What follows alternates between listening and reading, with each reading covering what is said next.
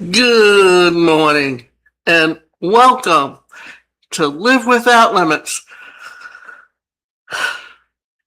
Sorry about this. Let's get this going good. Welcome to Live Without Limits. Stop holding yourself back. Your breakthrough starts here. And I'm your host, Davida Shensky, and I'm so glad that you've joined me today. We've got a topic that's incredibly important, yet often overlooked, putting yourself higher on your to-do list.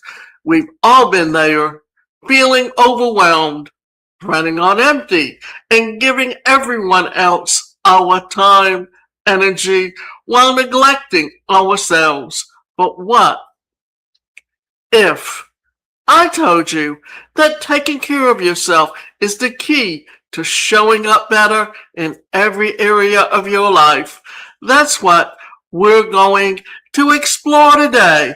Why it's time to prioritize and how to make it happen. So let's dive in.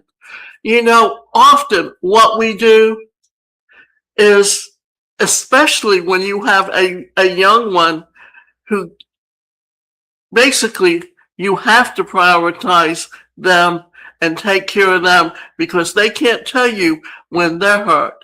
But we tend to, in relationships, become subservient to someone else and allow them to dictate to us.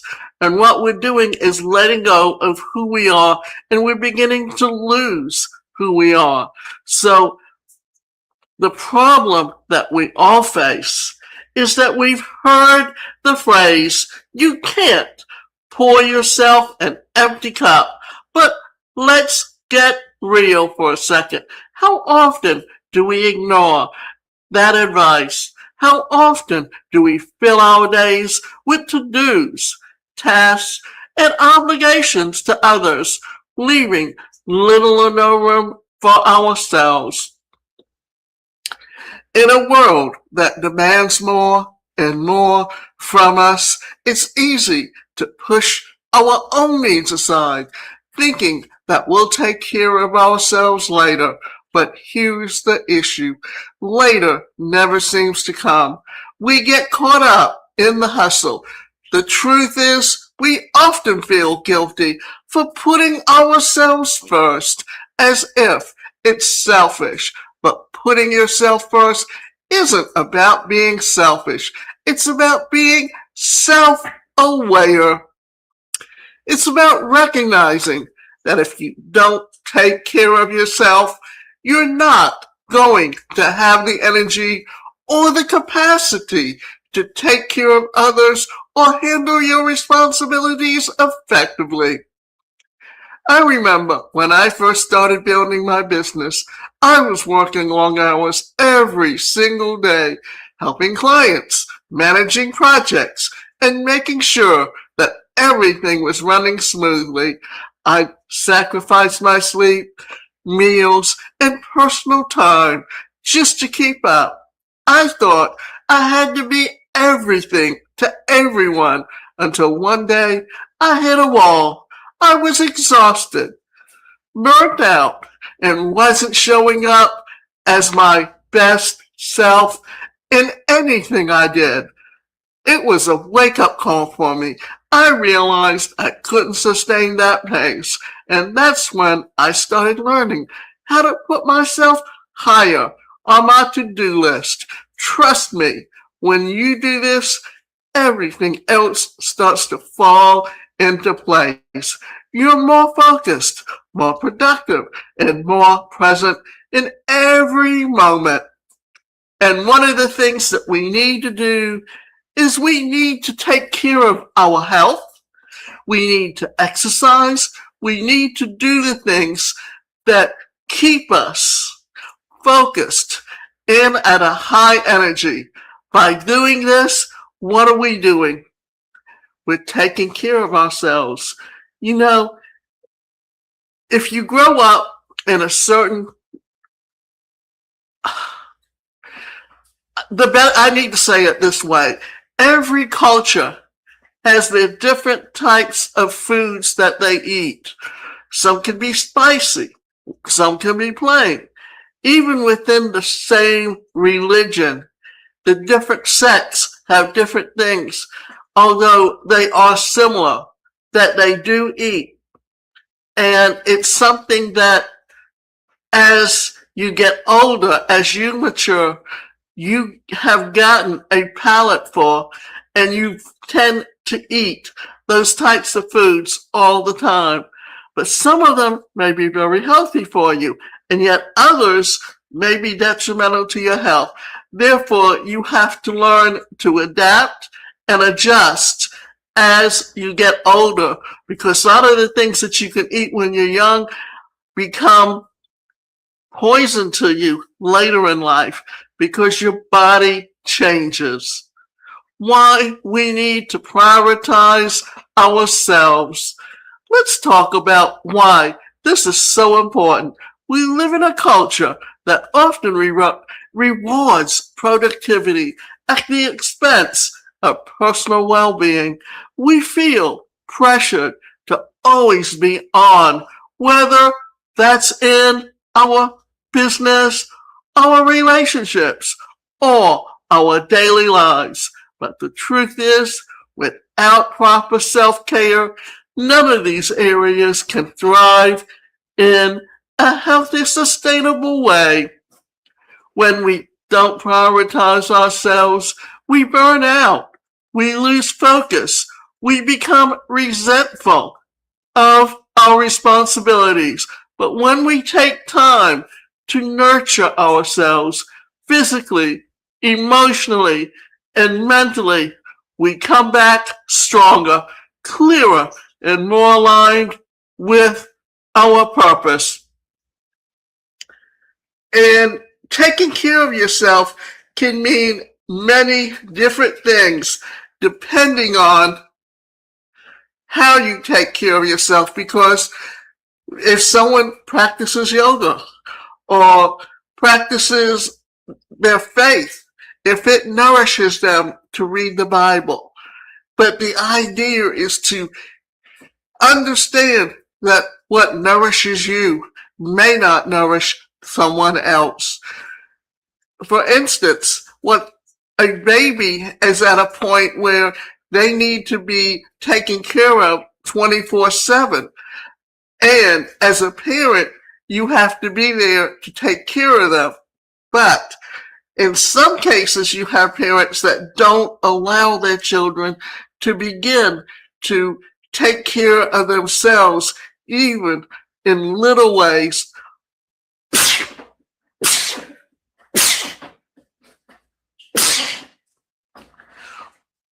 Or to grow and to begin. Because think of that baby when they first open their eyes and they're first aware of what's going on around them.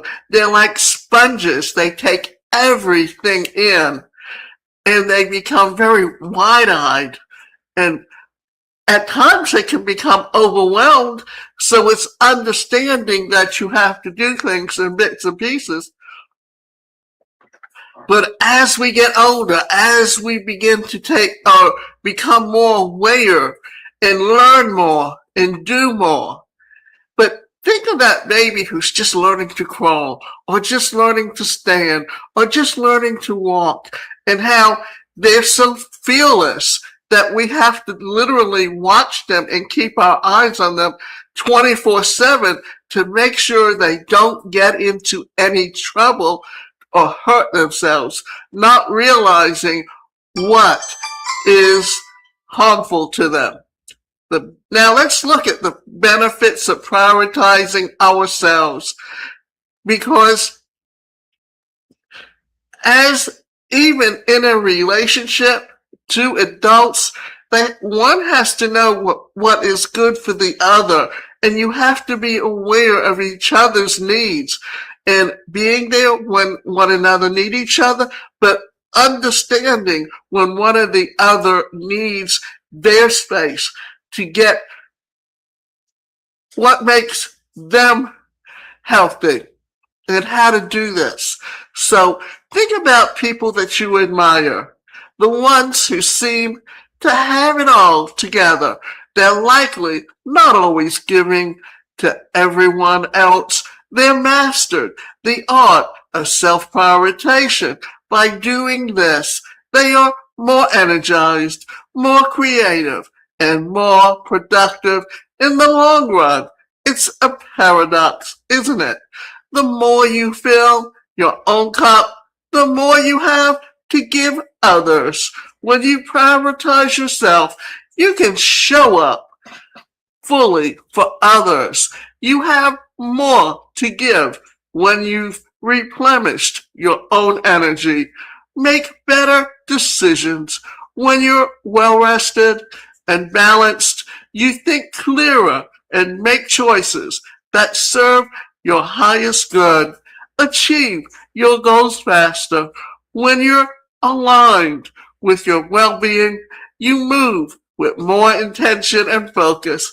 It's about being the best version of yourself, not just for you, but for the people around you. Now, how to put yourself on your to-do list. And this is a biggie. Being able to put yourself on your to-do list and understanding just how important you have to be true to yourself. So we've established why it's important to put yourself on your to-do list, but how do we actually do it? How can we shift our mindset to make ourselves a priority without being guilty? The first thing you need to do is set boundaries. By setting clear boundaries, saying no to others doesn't mean you're rejecting them. It means that you're saying yes to yourself. It's your plate is full. You don't have to take on more. Boundaries also include saying no to things that don't serve you, whether that's a project that drains you or people who take more than they give. You have the right to protect your time and energy. Make sure that you schedule self-care, and let's go back to the boundaries, because sometimes you have parents that they're insecure and they pass on that insecurity to their children. How do they do it? By telling them negative things and pushing them to do things that are not in their comfort zone, because what they're doing is they're reliving their life through their children to accomplish the things that they always wanted to do but never could do. And also, they're doing exactly what they were taught from the time they were children by being abused in the same way. So, and it is abuse when someone tears you down to make you to be nothing, to put themselves up because they don't feel, and you have to be willing to set the boundaries. For many years, I had a mother that was very negative, and I found the best way to relate to her was never to be around her, because she was never going to change, because that's all she knew how to do, because that's what the environment that she grew up in. My grandmother would go and create negative and say things to each of the children to turn them against the other children, instead of understanding that the best thing she could have done was to teach her children to look out for one another as siblings, and but to respect each other at the same time. Because if you grow up in an environment where it's negative, then you're going to constantly be negative. So understanding and being willing to change and put boundaries on how others treat you. And I've had to literally have no relationship with anyone in my family because they do not respect boundaries. Now, let's look at scheduling self-care. Make self-care non-negotiable. I'm talking about scheduling time for activities that recharge you, whether it's a workout, reading a book, taking a walk, or having a bath. Make time for yourself just as you would any other important meeting or work task. I schedule no meeting days where I focus only on rest, reflection, and personal growth. This has been game changing for me.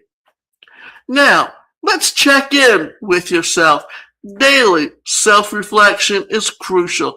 And this is when we talk about keeping a journal. Because if you keep a journal and write things down, it helps you to check in with yourself. Do I need rest? And ask yourself, how am I feeling? Do I need rest, social interaction, or creativity? Do I need to vent or laugh? These check-ins help you stay in tune with your needs and prevent burnout before it happens. Prioritize rest and sleep.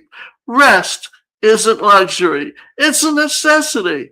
Lack of sleep leads to poor decision making, mood swings, and poor health.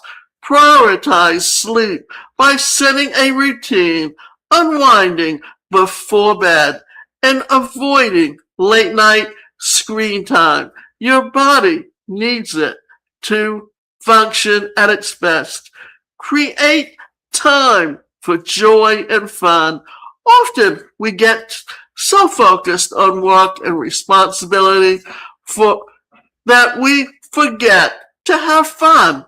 I encourage you to schedule something that brings you joy, whether it's watching a funny show, having a hobby, or spending time with a loved one, and make it a part of your routine. Now, let's talk about how I recently started scheduling creative time for myself where I can write, draw, or brainstorm ideas. No work, no deadlines. It's my time to be just me. And it's been incredibly refreshing. It helps me stay inspired and gives me a sense of personal fulfillment beyond my professional tasks. One of the things that I have always done is growing up with a disability, I knew I had to take care of myself. And when you started seeing these health clubs come up when they were relatively new and young, you had a lot of, what it is you had those gyms where they had the free weights, but I cannot use free weights to exercise because I cannot grab it. So having these machines that I can work with and know how to go to the weaker side and take care of myself, that what happens? I started going on a regular basis, and yet I had a family that would sit there and say, why are you spending the money? Why are you doing this? But I knew it was how I was able to be able to take care of myself. And here's the outcome, that I had surgery at 14. At 16, I was able to no longer have to wear shoes with a brace. And because I was exercising, I was able to catch myself when I would begin to fall. But now, as I've gotten older, And I found that because my foot drops, and because even though I'm still exercising, I can no longer catch myself as easily. I found out that it was better for me to go on and put the brace back on when I walked. And I've recently met someone that's a few years younger than I am, but she came along at a time when they knew more, and the doctors were able to make changes. But I can see that when she walks, her heel never touches the ground. But she's more flat-footed than I am. Her foot doesn't drop as bad, but it's very obvious. And even though she's been exercising and had a family that supported her, I believe someday she's probably eventually going to have to realize she would be better to put it back on than to not. But I can understand why, because when you're teased and when you're laughed at and when you're made fun of, then when you do not want to go back to those times. But I also remember that I remember someone coming up to me and saying when I put it back on that I was walking much better with it than without it. And I know that when I see her walking, even though she's had the surgery, it's still very obvious of the disability that she has, because she also has cerebral palsy like I have, where it's spastic hemiplegia because it only affects one side of the body. But understanding how to take care of yourself, to prioritizing your health, your mobility, that it is understandable that if there's things out there that can help improve how you take care of yourself, the best thing to do is to be willing to lower your pride in order to make those decisions. When you start putting yourself higher on your to-do list, you'll see amazing shifts in your life. So now we're talking about the benefits of prioritizing yourself in your life. You'll feel more energized, more physically and emotionally. You'll experience less burnout, and you'll feel more in control of your time. Beyond that, prioritizing yourself allows you to make decisions that align with your true desires. You'll be in touch with your purpose and what really matters to you, rather than reacting to external pressures. Increase your productivity with more energy and focus. You'll get more done in less time. Improve your relationships. You'll be more present, patient, and emotionally available when you're caring for yourself first. Experience personal growth. When you prioritize yourself, you open the door to new opportunities for learning, growth, and transformation. So, now what we're going to do is talk about some ways that you can help to prioritize yourself first. And let's look at it from this standpoint. How are you going to prioritize yourself first? And think about it. So, let's see how to prioritize yourself first and make yourself healthy. So, let's look for that. And think about this. So, okay, let's say this again. How to prioritize yourself and make yourself healthy. So, let's look at it. What you want to do is balance physical, mental, and emotional care. The key habits include getting 7 to 9 hours of sleep, engaging in 150 plus minutes of moderate exercise weekly, staying hydrated, and eating a balanced nutrient diet. And let's look at how mental well-being also comes to be a part of it. The physical health is to keep moving. Okay. Prioritize rest and consider using the NIH Physical Wellness Toolkit for preventive care guidelines, mental well-being. Dedicate time for stress reduction through activities like meditation, mindfulness, or hobbies. Now, what is the emotional health? Set healthy boundaries and practice self-compassion to protect your energy. Why are these things important? Well, let's look at some of the things that we need to do to keep yourself as healthy. Measure and watch your weight. Limit unhealthy foods and eat healthy meals. Take multivitamin supplements. Drink water and stay hydrated. And limit sugared beverages. This is something that I think that we tend to do and not realizing what we need to do.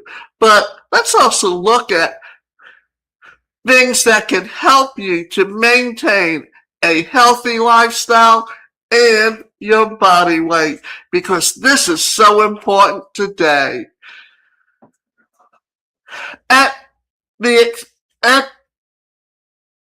We begin working from home, away from the campus, and keeping social distance as for many people as possible, as we stay home and are stuck in the foods that have been in our refrigerator or pantry for a while. We are temporarily living in secondary lifestyle with increased odds of physical activity. Now remember, all of this was going on during the COVID pandemic and how those things affected you.